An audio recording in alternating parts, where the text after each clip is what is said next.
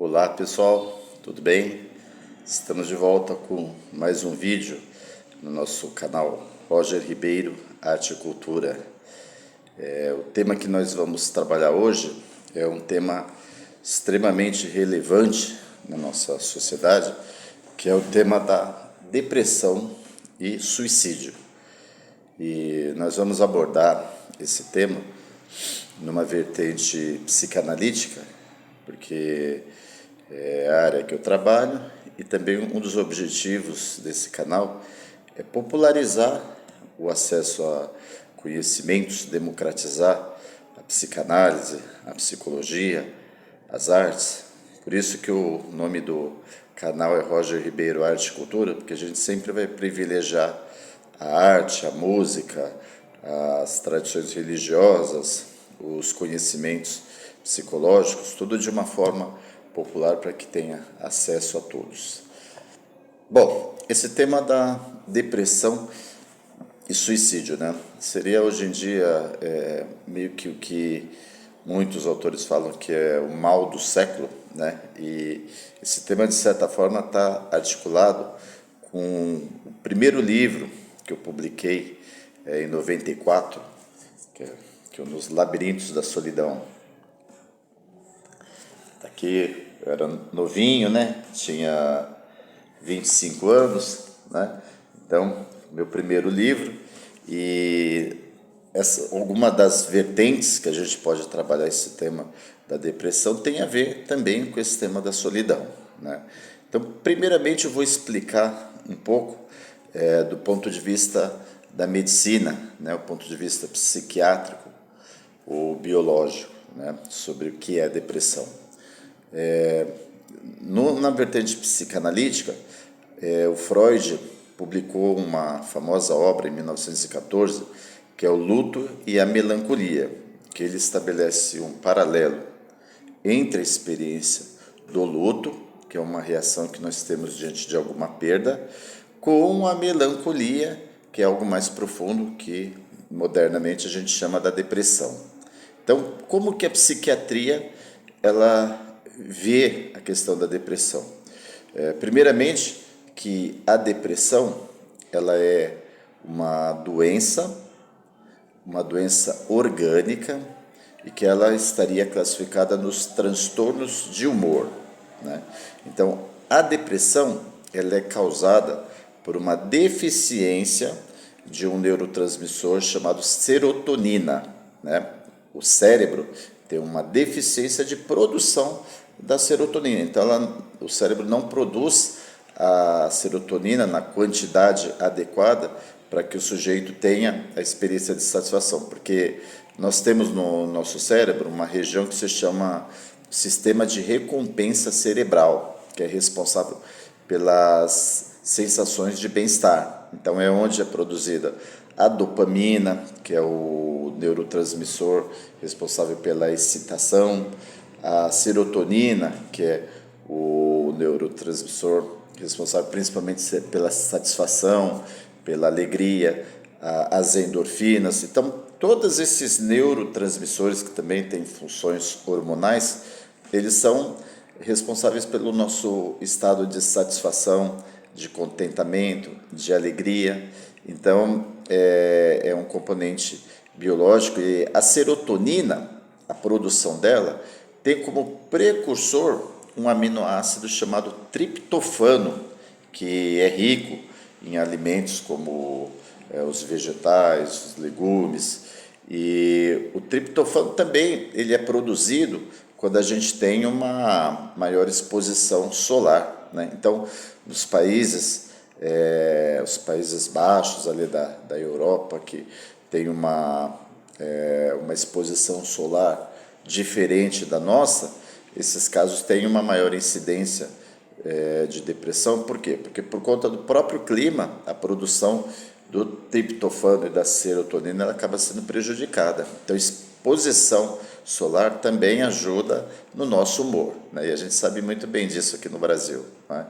Então, como a depressão ela se caracteriza por essa deficiência da serotonina, Então, o tratamento psiquiátrico da depressão é a base de medicamentos, né, de antidepressivos. E geralmente, hoje em dia, dificilmente você encontra um caso puro de depressão sem que tenha o polo oposto, que é o polo da mania, né? Então, na depressão, a pessoa fica extremamente rebaixada, né? Ela não quer levantar da cama, não quer se alimentar, não quer tomar banho e muitas vezes ela é assaltada por ideias suicidas, né? Já a mania é uma sintomatologia totalmente oposta. A pessoa fica acelerada, fica ali naquela excitação lá em cima. E essas excitações, né, são causadas por excesso de dopamina no cérebro. Dopamina é um neurotransmissor que ele ativa esse estado de euforia. Então, a cocaína, por exemplo, é uma droga que ela age nos receptores da dopamina. Então, o cérebro ele fica meio que inundado de dopamina e a pessoa fica naquele estado eufórico, né? Mas daí também quando passa o efeito, ela fica doidona assim para conseguir mais, né? E aí vira um ciclo vicioso. Mas de qualquer forma, então, o quadro psiquiátrico, né, seria essa causa, né, uma causa cerebral, deficiência de neurotransmissores e o tratamento medicamentoso. Só que o tratamento da depressão não é apenas medicamentoso, também você tem que trabalhar com psicoterapia, trabalhar o aspecto emocional, porque o aspecto emocional ele não é dissociado do aspecto orgânico. Então você tem que trabalhar os transtornos psiquiátricos nessas duas vertentes, da medicação, né, do aspecto orgânico e do aspecto emocional, né? Bom, agora vamos falar do aspecto psicológico. O Freud, ele trabalha nesse texto aí, Luto e Melancolia, essa diferença entre o luto. O que é o luto? O luto, a gente pensa, pô, quando a pessoa se veste de preto, que morreu alguém, né? O luto é um ritual de elaboração de uma perda. Então, o que é a morte? A morte é a separação, uma perda de um ente querido, né? Então, aquela questão de se vestir de preto, guardar o silêncio, se recolher, é um ritual para elaborar essa perda, né? Então, o luto, ele não se refere apenas à experiência de morte, como a gente pensa em senso comum. O luto é uma reação que a gente tem diante de qualquer perda, seja a perda de um ente querido, seja a perda de um relacionamento, a perda de uma amizade, a perda de um emprego, a perda de um bem, a perda de um ideal, de uma ideia.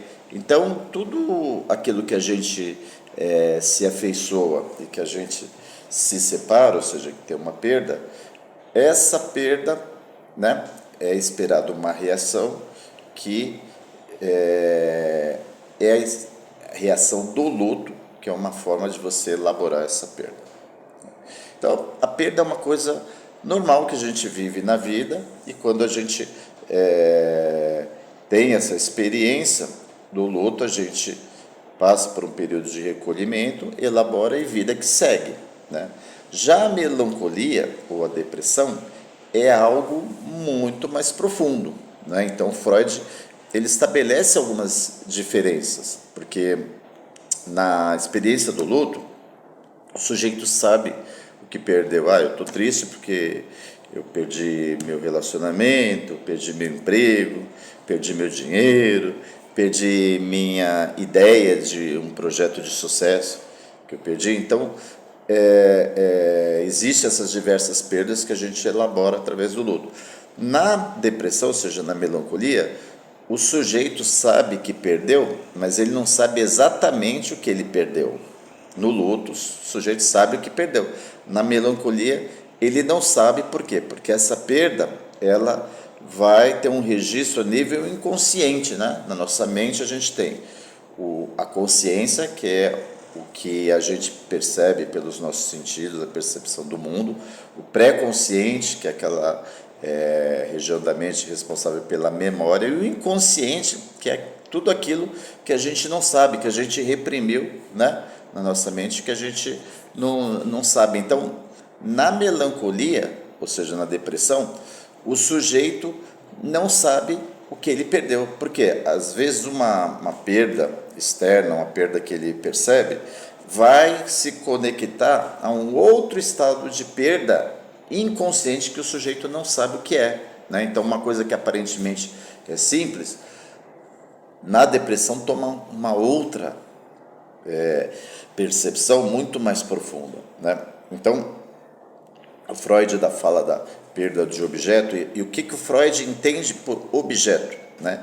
Objeto é todo aquele conteúdo que a gente se relaciona a nível inconsciente. Então, uma pessoa, ou seja, essa pessoa ela tem uma representação para a gente a nível inconsciente, uma ideia, uma situação, é tudo com o que a gente se relaciona no plano psíquico, né? Então, quando a gente fala de objeto em psicanálise, vai ser o objeto do desejo, o objeto perdido, tudo aquilo que se relaciona com o sujeito, a famosa relação sujeito-objeto.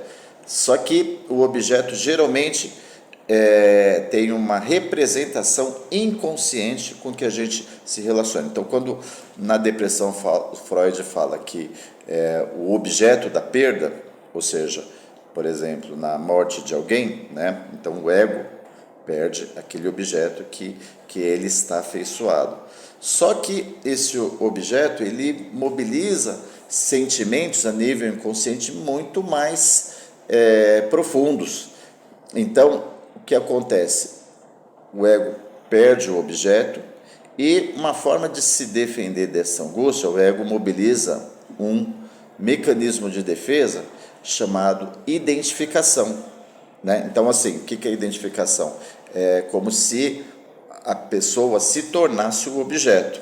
Então, prestem atenção na lógica. Se eu me identifico com o objeto perdido, né, o meu ego está identificado com o objeto que eu perdi. Então, por exemplo, eu perdi a minha mãe. Eu tenho, né, aquela angústia profunda de ter perdido, porque eu não perdi só ela, eu perdi também uma série de sentimentos depositados nela, que até mesmo para mim são inconscientes.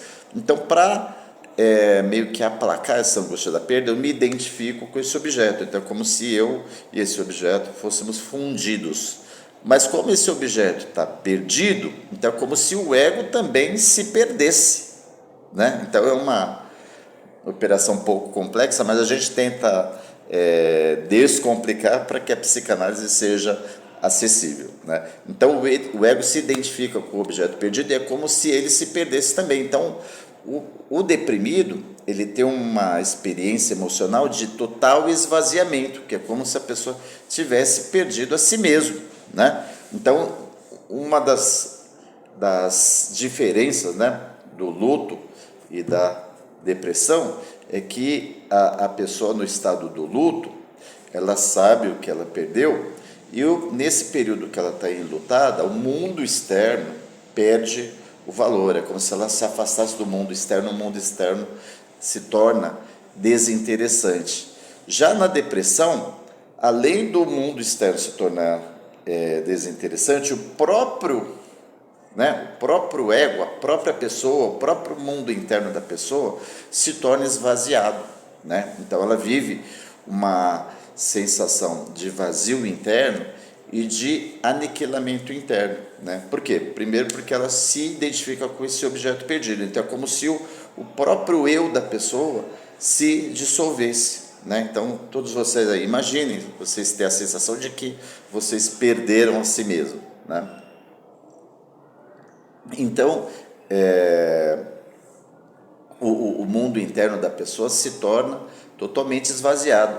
E quando a pessoa tem essa sensação de perder a si mesmo e essa identificação com a perda, é nesses momentos que vem a ideação suicida, né? As ideias de suicídio. Por quê? Porque a pessoa já está vivendo essa angústia terrível de autoaniquilação. Então ela fantasia que a morte vai ser o cessar dessa angústia, que através da morte, do acabar com si mesma, é como se ela tivesse acabando com aquele sofrimento. E muitas vezes ela tem fantasias inconscientes também de que, através da morte, ela pode reencontrar aquele ente que morreu. Então, essas fantasias muitas vezes permeiam aí as situações que vão fazer com que a pessoa tente o suicídio, né? E hoje em dia nós temos assim taxas altíssimas, né, no mundo inteiro de suicídio, de depressão. Então existem fases da vida que são mais propícias para esse período. Por exemplo, na adolescência, né? A adolescência é um período de vários conflitos e é um período também de perdas, que é o quê? A perda daquele estágio de inocência da infância, né? A perda daqueles pais protetores, a perda daquele corpo de criança, a pessoa começa a viver aquelas transformações hormonais, né? E de repente cresce, é cabelo, pelo por todo lado do corpo. Então, para algumas coisas ela ainda é criança, para outras ela ainda não é adulto. Então, o adolescente ele vive um momento de muitos conflitos e que esses casos de depressão adolescente pode levar a situações suicidas. E a gente lembra, né, como a internet muitas vezes tem situações perversas, tinha aquele jogo da baleia azul, que há uns anos atrás estava levando muitos adolescentes a se suicidarem, né? E também em toda essa problemática a gente também tem a ocorrência do uso de drogas, de bebida e de outras substâncias que fazem com que o adolescente flerte muito com essas experiências de morte. E sem falar que o próprio uso de substâncias químicas, né, a dependência química, ela de certa forma é uma conduta suicida, né? Então Freud ele fala que nós seres humanos a gente tem uma energia psíquica, né, que nos mobiliza, que ele chama de pulsão. E a gente tem as pulsões de vida, aquilo que nos leva para a vida, que Freud chama de Eros, que Eros é o deus grego do amor, e temos também as pulsões de morte, que o Freud chama de Thanatos, em referência a Thanatos, o deus da morte.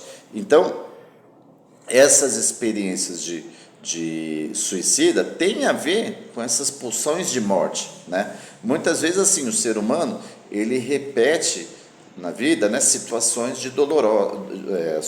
dolorosas, né? Aquelas sensações que te fazem sofrer e você não sabe por que você repete essas situações, né? Por exemplo, aquela mulher que é casada com um homem alcoolista, que um relacionamento abusivo, que agride, violenta, e de repente quando ela consegue se separar, que ela vai arrumar outra relação, é uma pessoa com esse mesmo perfil de agressão, alcoolismo. Então Freud começa a perceber isso, porque que os pacientes, né, tendem a repetir ativamente essas situações de dor e sofrimento. Então Freud chama isso de compulsão à repetição, né? E ele traz um trabalho de 1920, o famoso Mais Além do Princípio do Prazer, que ele diz, né, que essa compulsão à repetição, que é uma compulsão demoníaca, né, que ela está a serviço das pulsões de morte. Então nós temos, né, assim como a gente tem esses impulsos para a vida, para buscar a realização, a felicidade, a gente também tem essas pulsões agressivas, né, a pulsão de morte. Então a gente tem que tentar equilibrar isso. Mas aí, em alguns transtornos, você vê que fica evidente que é um predomínio da pulsão de morte, né?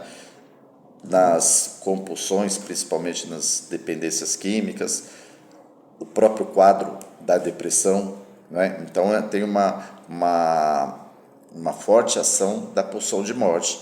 Então é muito comum que o caso de ideias suicidas, né, elas sejam frequentes nos quadros da depressão, nos quadros da psicose, né, porque o sujeito psicótico é aquele sujeito que ele rompe com a realidade externa. Então, ele apresenta ali delírios, alucinações, que seria uma forma de tentar reconstruir essa relação com o mundo externo. No estado delirante, ele pode ter uma ocorrência delirante ali de que Jesus está chamando ele. E ele até pode ouvir, ele falou, pô, Jesus está me chamando e está me dizendo para eu me atirar em frente a um ônibus, para eu me jogar ali do viaduto na Dutra, né, para eu tentar voar de um penhasco, ele pode ter uma ocorrência delirante nesse sentido e pode até ter alucinações auditivas de ouvir a voz falando: olha, sou Jesus,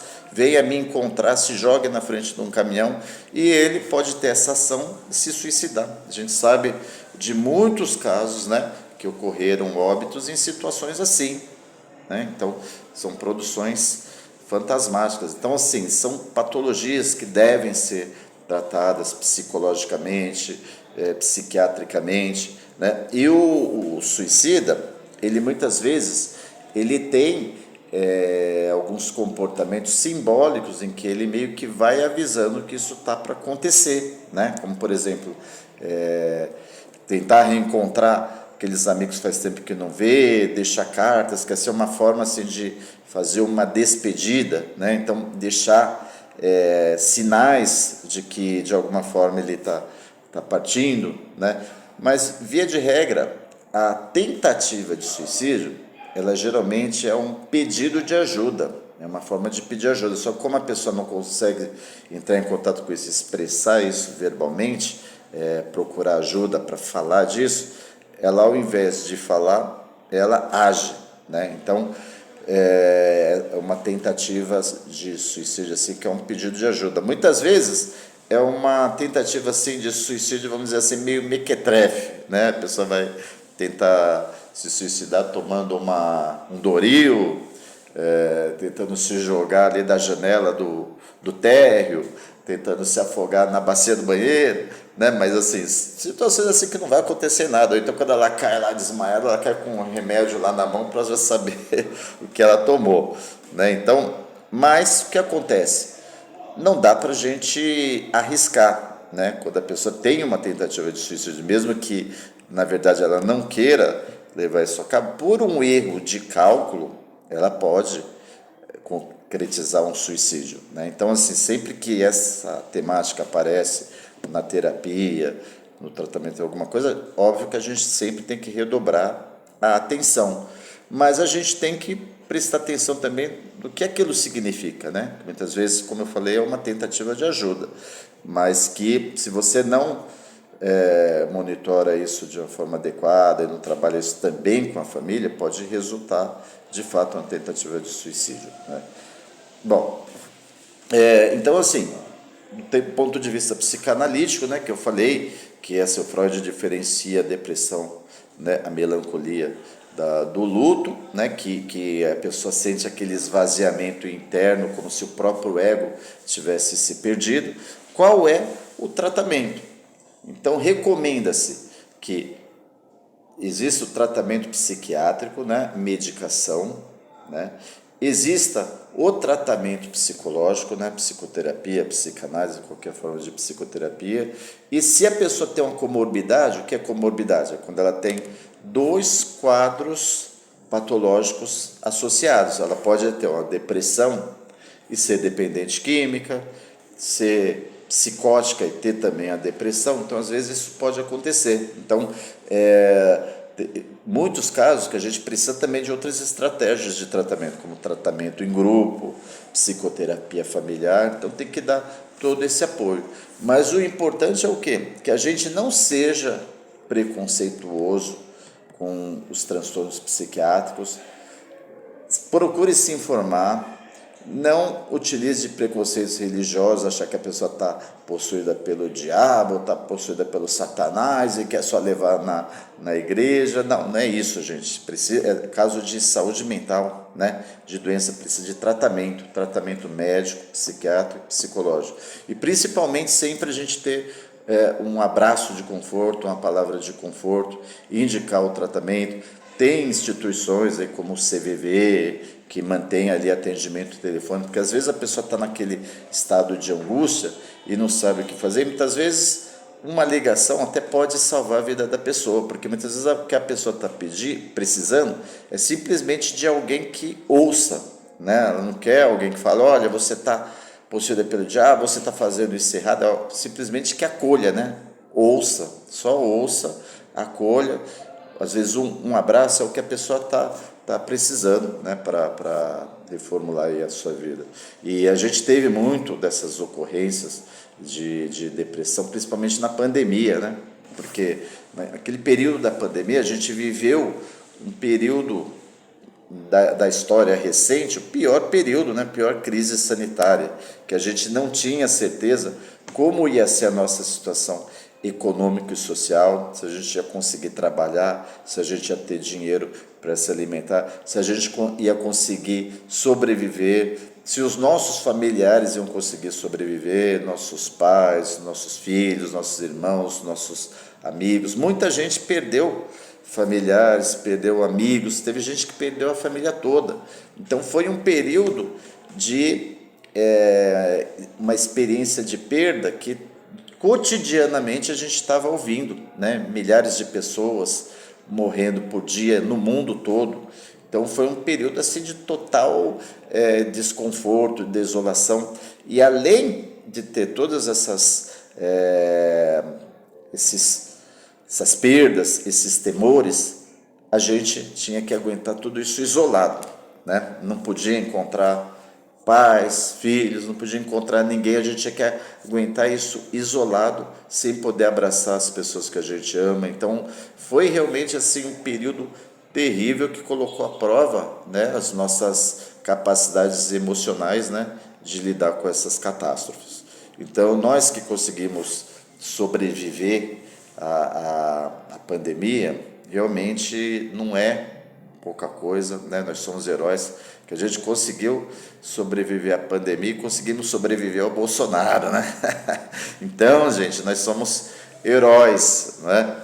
Então é bom a gente refletir sobre esses temas da depressão, das perdas todas, que ajuda a gente a valorizar mais a vida e valorizar esse momento aí que a gente está vivendo, ok? Gente, então vou encerrando por aqui. Reflitam sobre o tema, deem mais valor à vida de vocês, à vida dos seus amigos, dos seus familiares.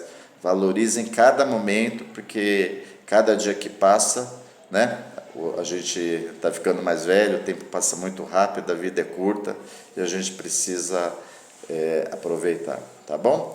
Se você gostou, se inscreva no canal, deixe o seu joinha, curta e compartilhe esse vídeo, tá bom? E não se esqueça que a nossa plataforma é democratizar e popularizar a ciência, a educação e a cultura, ok? Um grande abraço e até o próximo.